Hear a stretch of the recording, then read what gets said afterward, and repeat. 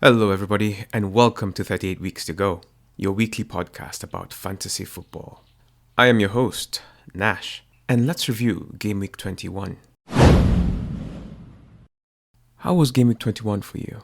This was our first week without Haaland, Salah, Son, and that meant 12 different captains for us. So, did you choose the right one? How are you feeling about the future? I, for one, brought Palmer back in like I said I would, and I was like, I'm all in. I just put him captain. I just said, I will live and die with Palmer. Thankfully, that worked out. And that really helped my team gain over 70 points, which was really helpful in my attempts to climb up this table. So, let's go over the fixtures. Burnley 1, Luton 1. If you're a Burnley fan, this was so painful. Because Morris scored in the 90 plus minutes, and it was such a weird goal because it could have been disallowed in 9 out of 10 games because the keeper was infringed upon. Amdouni scored for Burnley, and like I said, Morris scored in the last minute of the game. And Doty provided the assist. Doty continues to provide. He is amazing.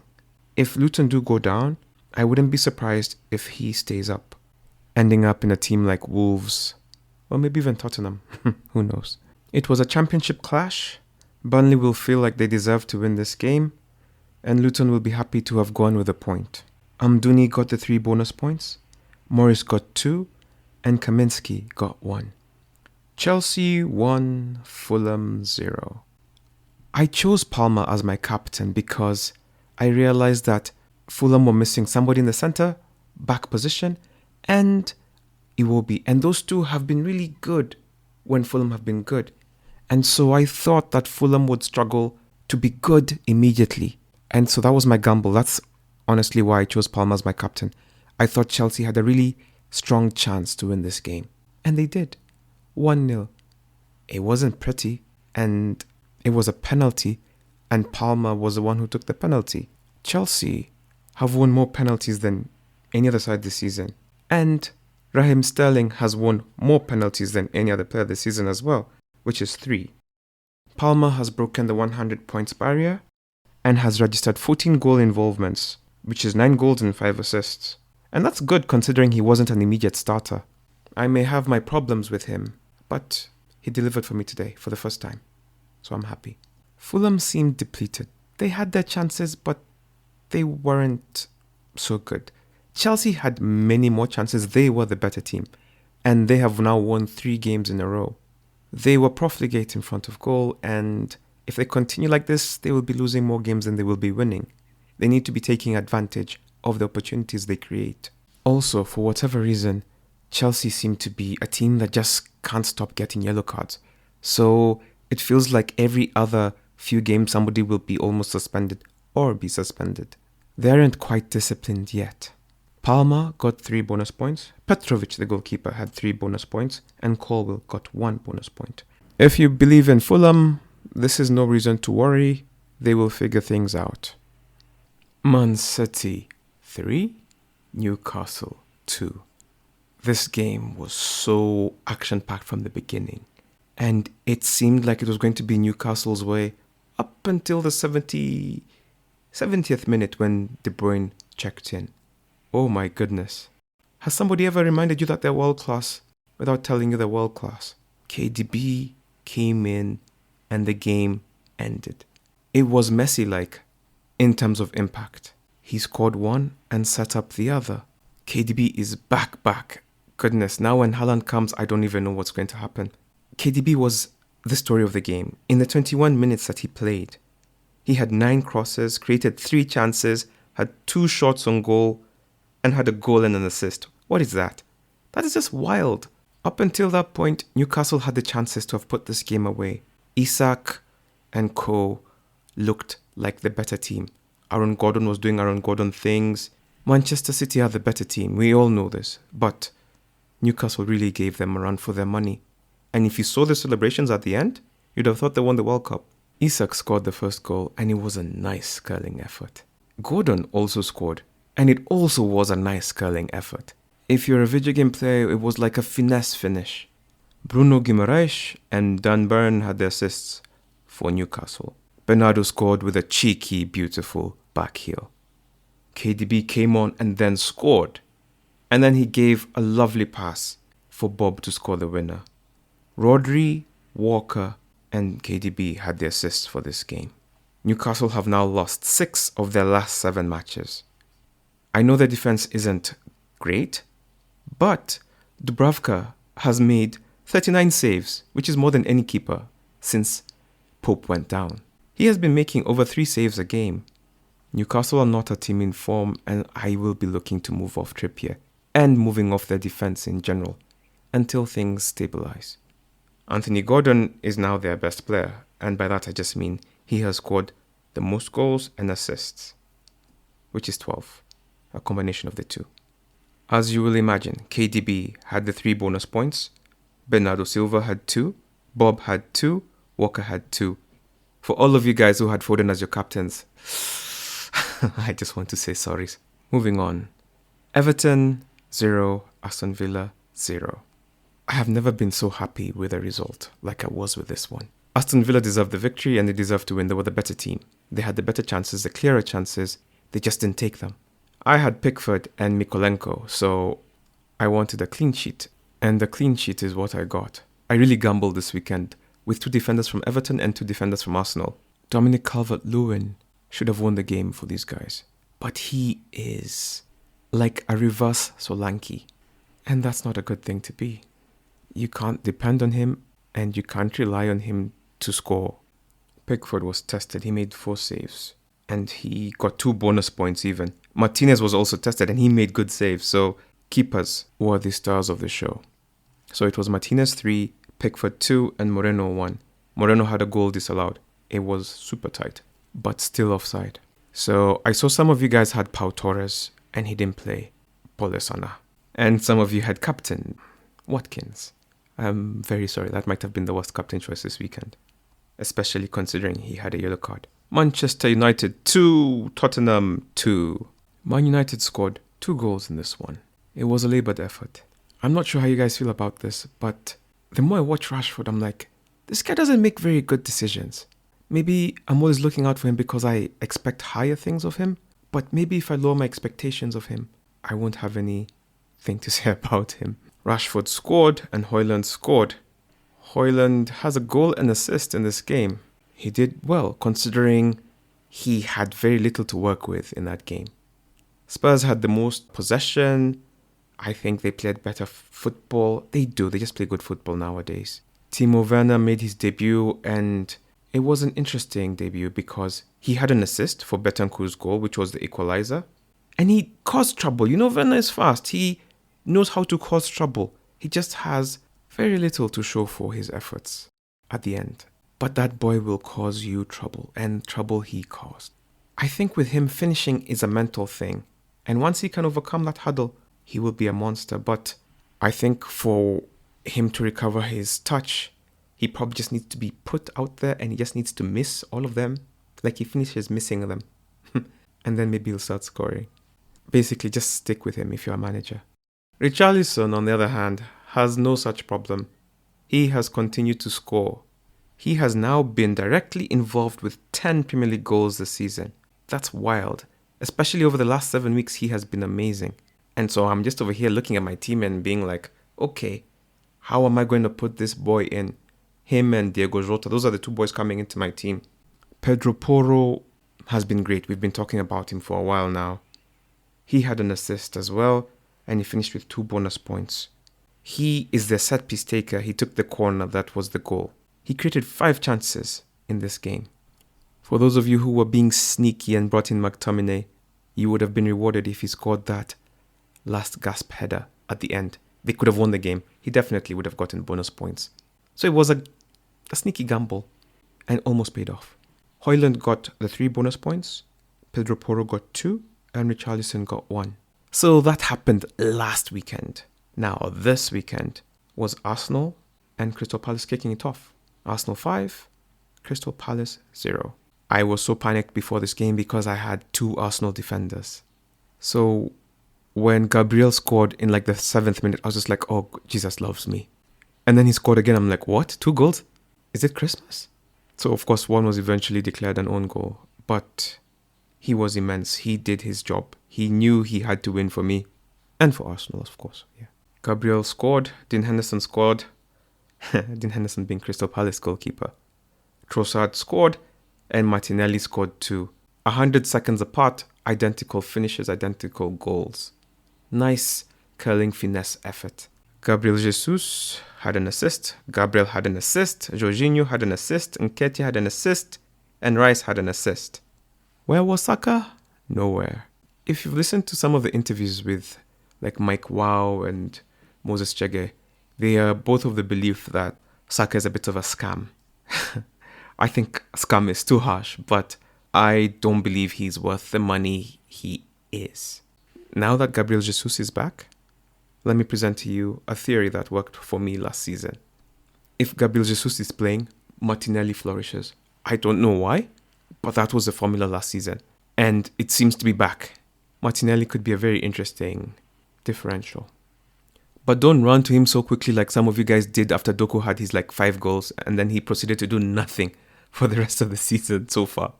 Watch it a bit and then make a decision.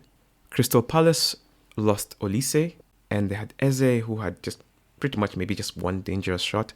And there's just something about that team. They cannot function without each other. And having the absences is really hurting them.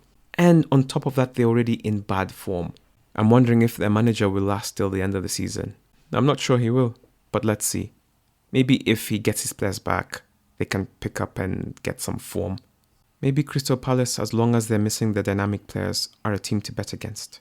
Martinelli got 3 bonus points, Gabriel got 2, and Raya got 1. To be honest, I'm surprised about Raya because I thought they kept a clean sheet in spite of him. He's a bit shaky. But he's good with his feet, so I guess you take some here and you lose some there, and that's that. You make your bed and you lie with it. Brentford 3, Nottingham Forest 2. So, I saw somebody very, very brave, and I have to shout you out, Mr. Leon Mortier. On his comeback, he put Tony as his captain. That was brave. But he was quickly rewarded when Ivan Toney scored a free kick. A very cheeky free kick if you've seen all the hullabaloo about it. He moved the ball just a bit to the side and scored with ease. Some of the comments were like, once a cheat, always a cheat. It was a well-contested game, and this saw Brentford win 3-2. Brentford got some much-needed points. Tony was a good boost to them. Nottingham Forest lost a bunch of players. I had Delanga in my team. I thought he was going to play it, but then I found out he was injured in game time. So, yeah.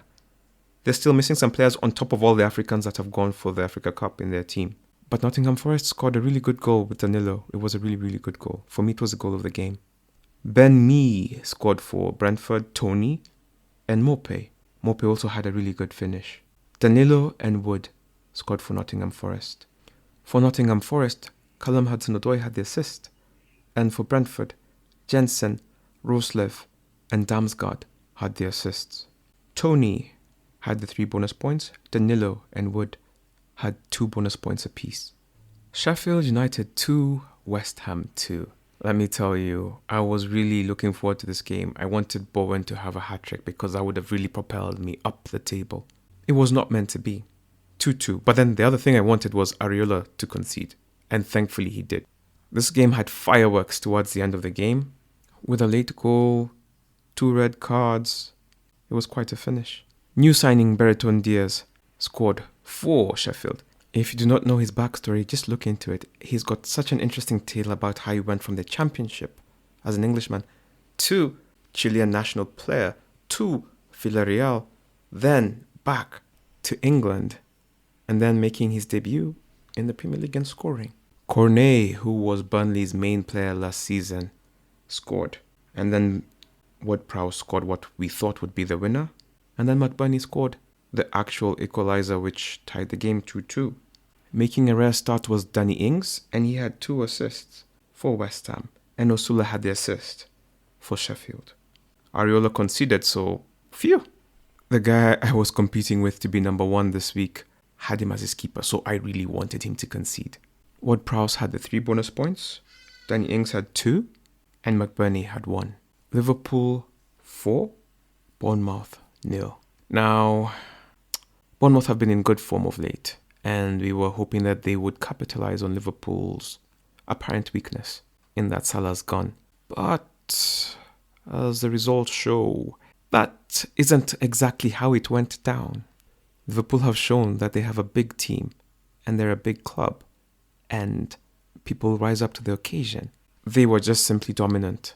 Darwin 2 goals, Diogo Jota 2 goals, Diogo Jota an assist, Gakpo, Gomez and Bradley assists.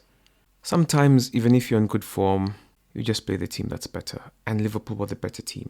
They were just the better team. There's not much to say here. The better team won this game. It doesn't say anything bad about Bournemouth. They're still going to be okay next week when they play whoever they play. But this game was maybe not for them.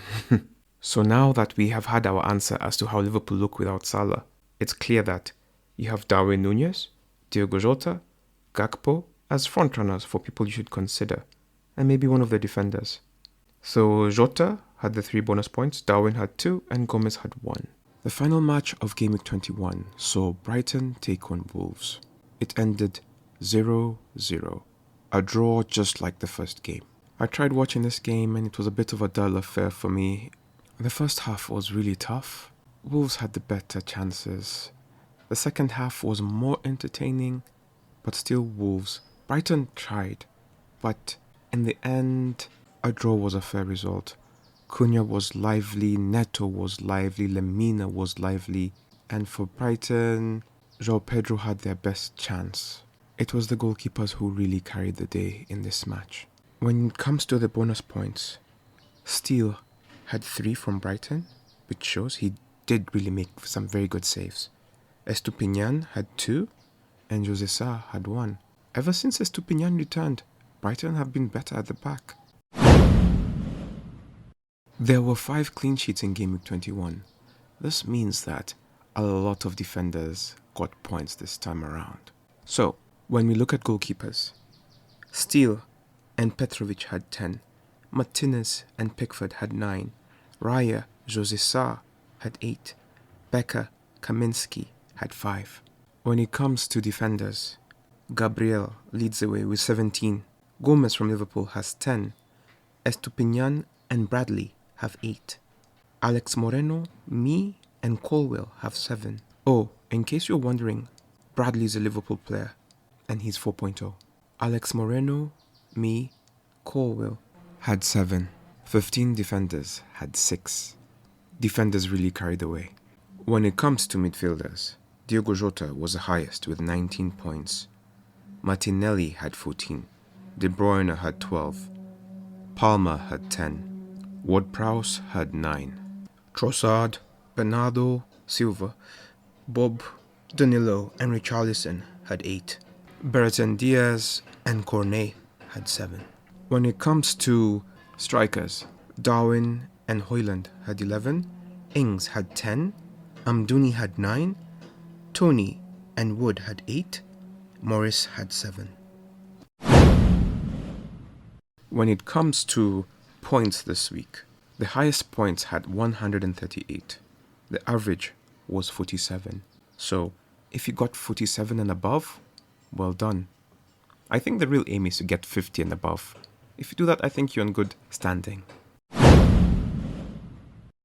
When it comes to the 38 weeks to go table, there's no change at the top. Alexander Mutune is still number 1. I was really worried for him, but then his captain choice really saved him. He had Darwin Núñez as captain. Well done, he has stuck with him for a while now, and he really came in clutch.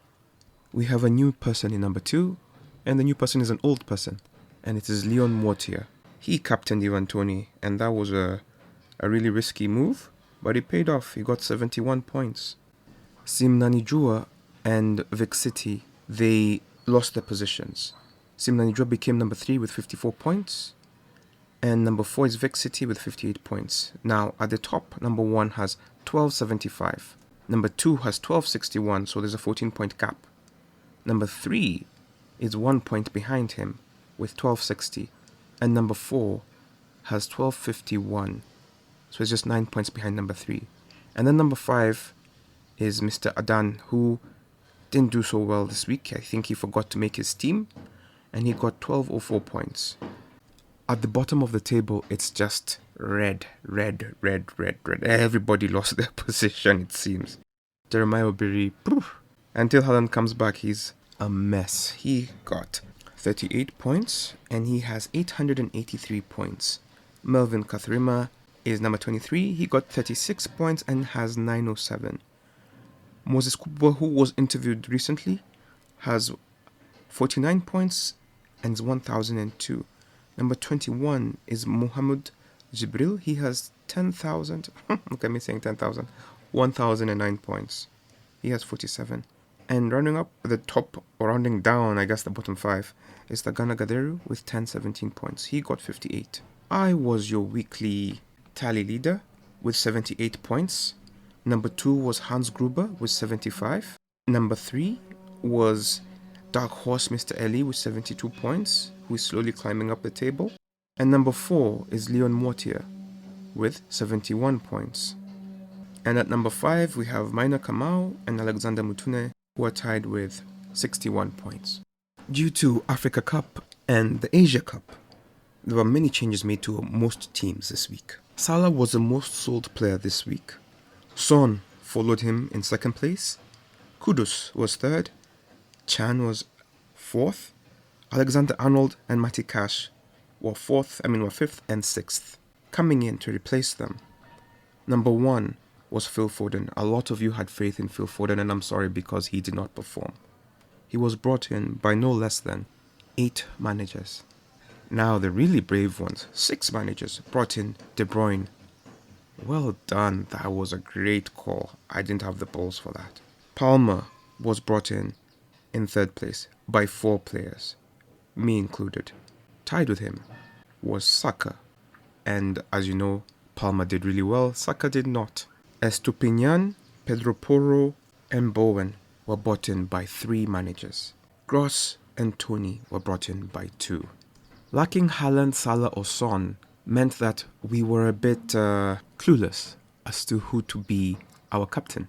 So in our group, we had 12 different captain choices. And it ranged from Foden to De Bruyne to Saka to Palmer to even Tony to Alvarez. It was quite a wild, wild west. Those of us who got above 70 points had a combination of Chelsea, Arsenal, Liverpool, and Everton defense. I'm pretty sure that this coming week we'll see us maybe have 12 more different captain choices, but I think people will settle more to people who performed this past week. This coming weekend, we'll see the FA Cup action take place again, which means the games will not be on Saturday and Sunday, but will be on Tuesday, Wednesday, and Thursday next week. Kicking us off for Gameweek 22 will be Arsenal versus Nottingham Forest. I am beginning to wonder whether the loss of so many players to Africa Cup has affected Nottingham Forest. The showing over the weekend shows that they're a bit soft and they can be gotten at. And Arsenal, goodness, who better to get at people than Arsenal right now? If you're looking at Nottingham Forest, your best bets are Wood and maybe Hudson-Odoi and maybe Danilo, who scored. Depending on if Alanga is back, I would recommend Alanga, and if Morgan Gibbs-White is back, I would recommend him as well. For Arsenal, you have Martinelli, you have Jesus, you have Odegaard. I won't say Saka, but I'm reluctant to. His price now is too high to justify the lack of returns that you are getting, or rather not getting. If you want to stick with Arsenal defenders, Zinchenko, Gabriel, or whoever you have, Saliba, Ben White, those would be the ones. I am rooting for Arsenal in this game. I think they have the better opportunity to win. Fulham versus Everton. Everton were really fortunate last time out not to concede against Aston Villa. But I think this time they have a lesser threat in Fulham. Fulham are not Aston Villa. Fulham have lost 2 good players to Africa Cup, in Bassi in defense and Iwobi, who was showing some great form, especially moving forward. he was a drive. Now, Everton have some of their players back, and they are not easy to defeat. Fulham were also recently toothless against Chelsea, and this is a kind of game which could easily be a draw. In their recent history, Fulham have won 3 out of their 5 games, they've drawn 1 and lost 1.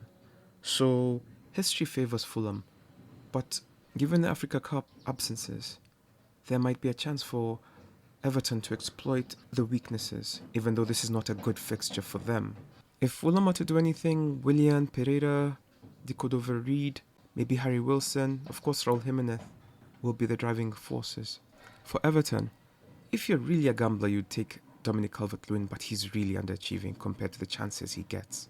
Doucouré, Harrison, Dwight McNeil are better options for you. To be honest, I just bank on their defense. For some reason, they keep getting clean sheets. I don't know why. So that's why I'm hoping for a draw. Luton versus Brighton. The last time they met, Brighton hammered them 4-1. But Luton have grown a lot since then. And I don't think the gap will be as huge as it was then. Also, since then, Brighton have had quite a few injuries and are not quite the same team that they were when they last faced off. Brighton should be the better team, but Luton have a lot of fight in them, and Doherty and Morris will lead the way for that. For Brighton, Gross, Welbeck, João Pedro will be your favourites, and Estupinian, he seems to have been returning every week since he came back. Crystal Palace versus Sheffield. It wouldn't surprise you to know that Crystal Palace have a favourable record against Sheffield. They've won their last 3 encounters. Sheffield are a bit unpredictable in that they do put in a good effort. They put in a good shift against West Ham the other day. So they will make this interesting. Crystal Palace aren't strong right now. They have a lot of absences and a lot of injuries. And this makes this game, even though still slightly favoured to Crystal Palace, it's an open game. And I see both sides scoring, if I'm honest. McBurney, McAtee, Archer are favourites from the Sheffield side. From Crystal Palace, you have Eze, you have Mateta, and to be honest, I really struggle after that. The next game is Aston Villa versus Newcastle. The last time they met, most recently, Newcastle hammered Aston Villa on opening day, 5-1. Since that match, both of these teams, their trajectory has really shifted, and Newcastle has dropped off a lot, while Aston Villa have really shown themselves to be a potential contender even. Just listen to this. So Newcastle won their last encounter 5-1. Then Newcastle drew 3-3 with them. Then Aston Villa beat them 3-0. Then Newcastle beat them 4-0. So it's safe to say that it's going to be quite an interesting game, with goals promised. However, if you take into consideration Newcastle's away form and their recent form of losing, I think, 6 in their last 7 games, this is a great combination for you guys who have Aston Villa players to be like, there's a potential for something here. And then also given Aston Villa's home record, this game could be a lot more one-sided in favour of Aston Villa. I'm actually considering bringing in Watkins for this game, even though he has had a poor run of form of late. The best player to bring in from Newcastle is Gordon. That's it. A second is Isak. After that, you're really pushing it. I don't recommend Trippier anymore because that team cannot keep a clean sheet anymore, and Trippier has dropped off in the last 5 or 6 game weeks. Is it a coincidence that they've lost in those games where his form has dipped? I don't think so. For Aston Villa, it's the usual suspects. You got Watkins, McGinn, Bailey, Diaby. Man City versus Burnley. Goodness, this game should be a walkover. They should just hand in the 3 points now. I don't know if you guys remember, but at the beginning of the season, this was the opening fixture, and Burnley players had Haaland as their captain. I'm really hoping Haaland is back, because if he's back, he'll be my captain. He's already on my bench. He's just waiting. He's like, coach, put me in. I'm not gonna lie, if Haaland's available, he will be my captain. But if he's not available, I still have Alvarez. I'm beginning to wonder whether I should put De Bruyne as the Salah placeholder. For those of you who have KDB, I'm sure you're thinking, easy captain choice. And you wouldn't be wrong. This is a great fixture. Considering Liverpool playing Chelsea, you never know what will happen in that game. Especially considering how the first one went. So I'd be looking at, let's see, Bernardo Silva, KDB, Alvarez, and Doku. If you believe in the defense, you should get one of the defenders. I can't even recommend which one because you never know who'll play, so just choose the one who has been working for you. If you're a brave person and you want Burnley players, you're really looking at Amdouni. Spurs versus Brentford. With Tony back, Brentford will be having a lot more confidence than they have in recent games. They will go for it, and as you know, Mr. Postecoglou really likes open football, so I think this will be an open game with chances for both sides. Richarlison is your best bet in Spurs, and then followed by Pedro Porro. Then third is Werner, and if Kulilevsky is back, him, and Brennan Johnson. For Brentford, you have Luca Toni. Ivan Toney.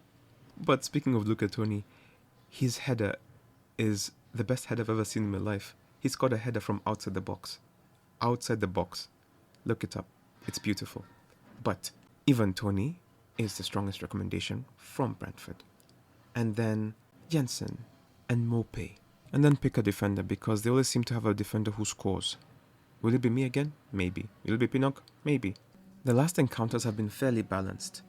2-2, then Brentford won 3-1, then another 2-2 draw, then a 0-0 draw, and then a Tottenham win. So it could go either way. Recent form of course favours Tottenham, but just know this is the kind of game that could go either way. Moving on, we have Chelsea versus Liverpool. The last 7 encounters between these two sides has been a draw. Literally 1-1, 0-0, 0-0, 0-0, 0-0, 2-2, 1-1.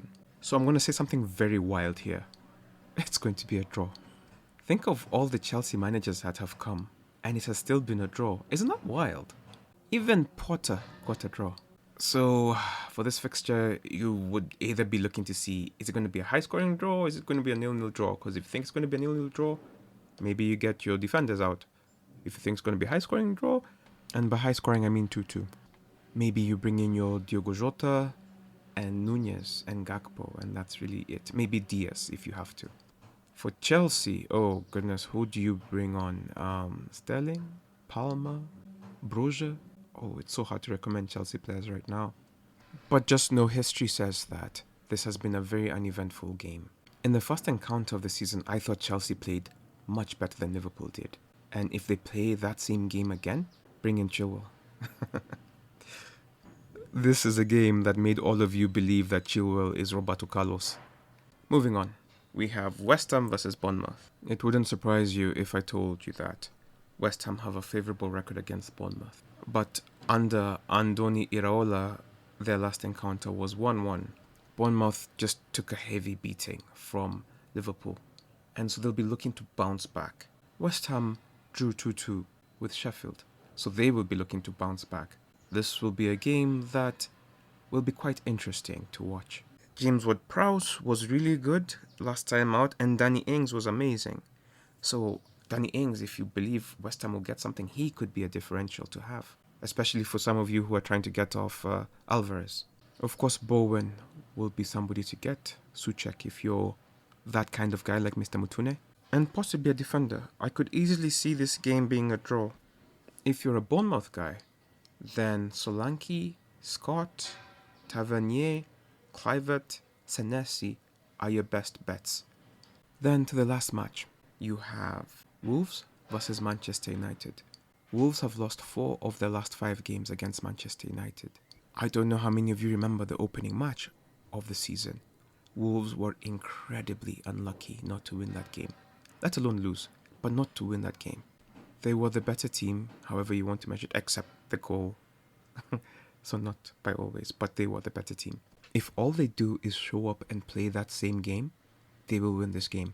The Korean guy is missing, but Neto is back, and he was quite impressive in the last outing. So Neto and Cunha are the strongest recommendations I would give for the Wolves team. When you're looking at Manchester United, Haaland has recently begun scoring, and Rashford seems to be finding his scoring boots again. So there is an opportunity there for those two to show up again and make this game better than the last encounter was from a Manchester United perspective. There will be a new man in goal for Manchester United. I'm not sure if it's going to be Tom Heaton or the other guy, Bayindir. I hope that's the right way to say it, Alte. Let's see what happens. And this might be very important because depending on how this keeper who comes in performs, it may spell bad news for Onana. Onana, who rushed back and blundered for his team as well. And who knows, maybe it's a tactic so that he can get back quicker. So Manchester United fans, don't worry. He'll be back in a game or two. Cameroon are doing nothing. They've lost one, drawn one, and it really depends on how their last game goes. If he loses it, he'll be back maybe next weekend. He might even be back in time for this game. So, Wolves, Cunha, Neto, Manchester United, Haaland, possibly Rashford, Garnacho, maybe McTominay. And if you're a bit of a gambler, a defender. Looking at the fixtures, I would say the most popular captains would be De Bruyne or a Man City player. I can see Watkins being a popular choice. I can see an Arsenal player also being a popular choice. And after that, who knows, maybe we'll have 10 more captains. Let's see what happens. Until then, we have 16 weeks left to go. How are you guys feeling? I am at that point where I'm beginning to wonder if I can really get into those European places. But this period of time presents a great opportunity for all of us with our captain choices, as there's no clear consensus. If we hit on our captains, we will really move. So, here's me hoping that all of us get to move where we want to move. Have a great week, everybody. It's good to be back, and see you on the pitch. Bye-bye.